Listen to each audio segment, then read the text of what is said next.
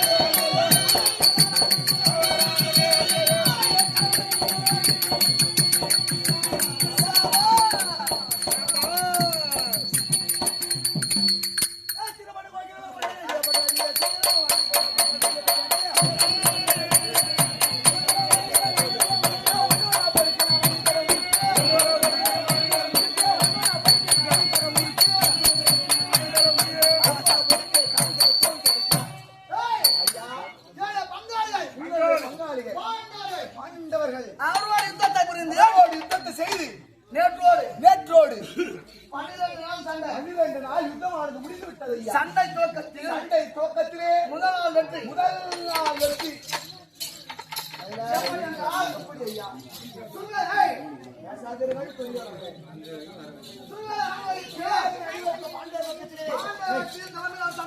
ஆமாங்க. என்னுடைய தலைமையிலே பிதாமகர் பீஷ்மாச்சாரியர் தலைமையில் சண்டையானது நடைபெறுகிறது. முதல் நாள் வெற்றி எப்படி என்றால் எப்படி ஐயா? அந்த சிவரங்கமன் ஆமாங்க விளையாட மன்னனுக்கும் வேடு வச்சுக்க பிறந்த சிவரங்கம் கொடுத்தாங்க சலதை பட்டம். ஆமாங்க. தாத்தா பிதாமகர் தலைமையில இங்கே நடக்கிறது. ஆமாங்க. அவனை கொன்றோம். முதல் நாள் வெற்றி நமக்கு. எட்டாம் நாள் வெற்றி எப்படி என்றால் ஐயா சிக்கு சக்கரவர்த்தியிலே வாங்கி வந்த பக்காசுரன் அவருடைய தம்பி அனகாசுரனை அழைத்து சேனாதி வட்டம் கொடுத்து எட்டாம் நாள் சென்றார். குருச்சக்கர பூமியிலே அரவானோடு யுத்தத்தை புரிந்தார்கள். அரவானோ சர்வமா உருவெடுத்தான். அனகாசுரன் அந்த அரவானை அவருடைய சிரத்தை கொய்தெறிந்து விட்டார். அரவான் மனிதன் எட்டாம் சண்டை. பத்தாம் நாள் யுத்தம். அர்ஜுன மகாராஜா பதவியிலே தாத்தா சல்லடை கண்களாக துளைத்து விட்டார். ஆமாங்க, எங்க தாத்தா படுத்திருக்கிறார். அவர் சாய்ந்து விட்டார். அதன் பிறகு எங்களுடைய விற்குரு துரோணாச்சாரி தலைமையில் தான் தலைமையிலே தான் சண்டை நடக்குது. ஆமாங்க, ஆனால் இன்றைய தினம் 13ஆம் நாள் சண்டை. எங்க மாமா போயிட்டுவா தோஷம்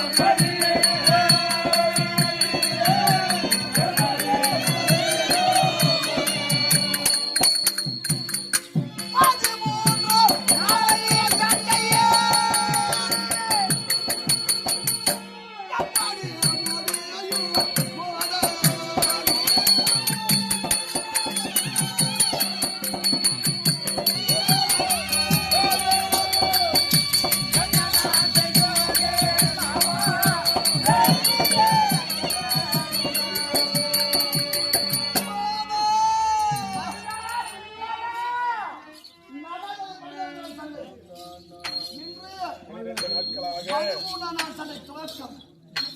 பாண்டு 5 பேர் தான். சென்னகிரி